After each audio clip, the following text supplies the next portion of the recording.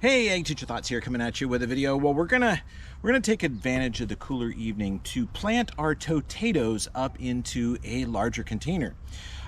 So if you don't know what to-tatos are, this would be a to-tato. Right here we have a tomato. Oop, I just bumped the blossom off of that. You see that? Right there. That's a Roma tomato. And down below here, we actually have potatoes. So it's not that we're growing two different plants. We're growing the same plant, but it has two different things on it. So it has a tomato up top and a potato down below, and they are grafted in the middle. So the potato is the rootstocks and the tomato is the canopy. So let's undo this one so we can take a look at that. And get this other to-tato out of the way. So we're gonna try to do this very carefully because we do have a grafted plant. And, you know, we will get some suckers that come up from below, like these right here. Those are potato suckers. There's a potato down in there, and I'm looking to see if we have any. There's not any that have formed near the outside that we can see.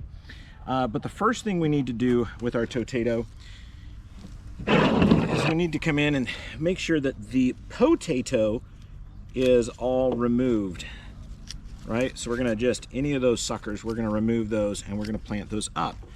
Now, the potatoes will continue to sucker as the summer goes on, so you just come in and you remove those, get them out of the way, because the only thing we're interested in is having the tomato be the main thing. So let's get in here. We're gonna remove the rest of this potato foliage so that you can see.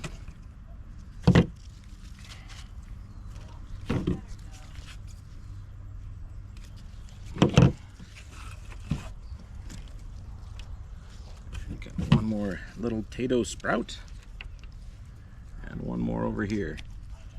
All right.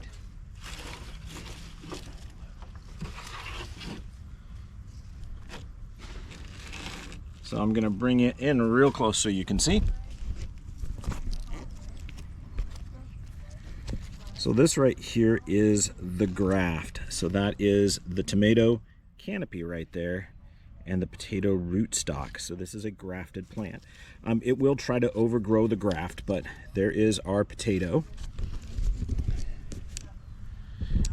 And we're gonna go ahead and get this potted up into its own bigger container so it can keep growing.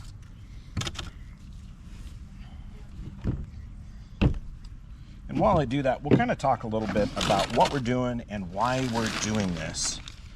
Let's get that to-tato out of the way.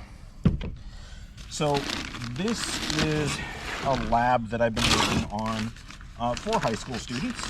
So I used to be a high school agriculture teacher, and I specialized in greenhouse and nursery crops. Basically teaching students about plants and everything they need to know about plants.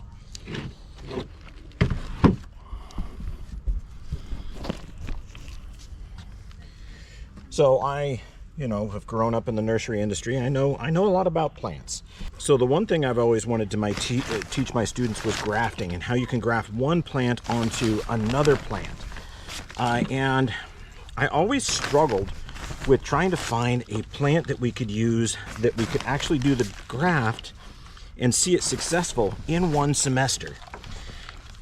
And I remember seeing some old YouTube videos about people grafting those. There was a really old one where someone had actually gotten on the national news for grafting tomatoes and potatoes together. There we go.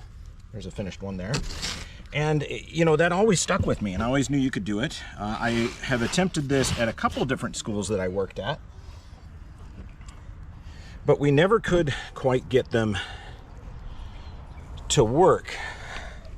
Now, honestly, one of them was during that time, everyone went home, and so the plants actually, the plants didn't make it because no one was in the school building for a year and a half. But now, I've come back. I'm no longer teaching, and I'm just doing this YouTube channel. So I thought, hey, let's do this as a YouTube project, which I think is pretty cool. So here, So I worked to develop this lab on what I'm calling To-Tatos. There are other names that you can call them. There is an official name that's actually trademarked because there's a company that produces these commercially.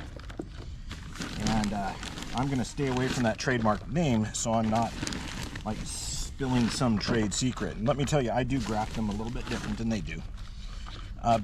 But yeah, so I worked at developing this lab and getting students to learn how to do grafting without having to use like fruit trees.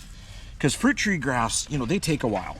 You are limited to what time of the year you can do them. You need to have rootstock. And a lot of that rootstock that you order in is kind of expensive. You know, if you're not growing a full orchard, it's expensive. And then you need scion material and all sorts of stuff. And I got to thinking, I'm like, you know what? You can graft tomatoes to potatoes. This is a great way for students to experience grafting and a teacher to be able to do this all in one semester. You know, they don't have to worry about getting their grafting material and when that's going to arrive. And, you know, where's the rootstock going to go? And then where are we going to grow these trees? They can simply take something that's small, that'll grow in the greenhouse, and it's a fun novelty. You know, a lot of people realize tomatoes and potatoes, they're separate. They're separate plants. You know, a potato makes potatoes, a tomato makes tomatoes, and you know, they don't never the two shall mix. But here we are taking that idea of grafting within plant families, so we're staying within the Solanaceae, and we're putting a tomato onto potatoes. Now, I don't recommend consuming the tubers or the fruit from this. This is simply as a novelty because we can't guarantee that the toxic alkaloids in the leaves of the tomato don't make it into the roots of the potato, and vice versa. We can't guarantee that the alkaloids that are in the potato don't make it up into the tomato fruit. So we're going to just leave these as that novelty. And see if you can get a look in there. There's that graft down there, right there. So we did cleft grafts since they're kind of easy. I am just going to be following up with these all summer long. I had to get them in a bigger container because they were wilting down in a day after watering. They're tomatoes for the root or the canopy, you know, and potatoes for down below. So they were really sensitive to the size of the container. So we've got them in bigger containers. We'll probably leave them in this for the duration of the summer. But I thought you would want to kind of see how it's going. So I'm going to get these two out of the way. And then we have one more that we just recently did for our To-Tatos series. And we're going to look at the grafts there, what was successful, what wasn't. And we'll pot that one up too.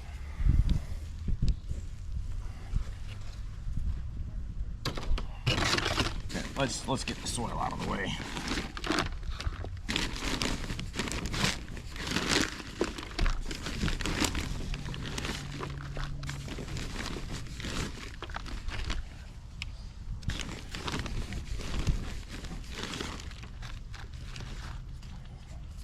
All right. Yeah, getting dusty there. Okay. Let's get this To-Tato out of the way. All right. Now, not all of those To-Tato grafts are going to take. We do use grafting clips, but as you can see, some of them are not going to take. We want to get our potato vines out of the way so we know where we're working. Then we can come in here and see what we've got left for tomatoes. So I'm going to trim off all of the dead stuff that doesn't belong. We're going to come in here, we're going to remove those grafting clamps. All right. I'm going to remove a potato. We're going to take off any other potato starts. And these are where all the grafts are. So I do use a grafting clip.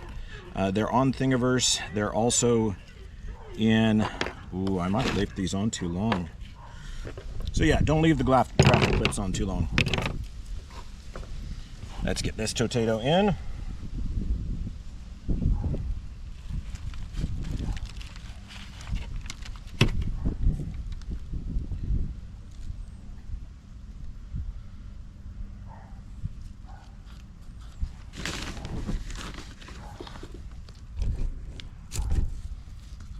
we're gonna patrol those grafts, make sure they're not cheating and getting nutrients from the soil and not from the graft down below. So there you go. There is grafting of To-Tatos. So that's grafting plants within their family. We're doing the Solanaceae. So tomatoes and potatoes are in Solanaceae. And we've got a tomato canopy growing on a potato rootstock. So that is a real quick way to be able to do grafting and teach your students grafting without having to have trees involved. So let's get that one out of the way, and then we'll show you another close-up.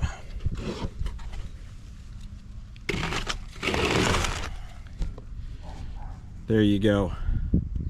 There's that tomato, nice little Roma tomato.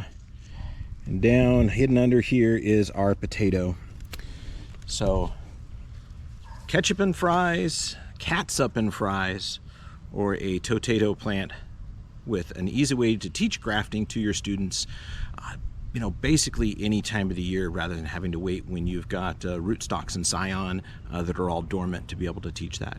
Anyway, I hope you enjoyed, and there is a whole series on the To-Tato, and we will keep following this so that you can see what is going on with To-Tatos in our garden and how do they grow. And then at the end of the season, we're going to harvest all of the tomatoes from this. When we get a few ripe ones, we'll make some ketchup, and we'll dig up some potatoes and make some fries, and we'll have catsup and fries with our To-Tatos. So anyway, I hope you enjoyed. I hope you learned something.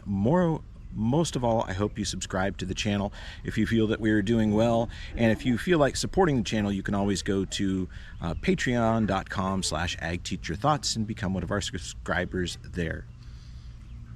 As always, Ag Teacher Thoughts.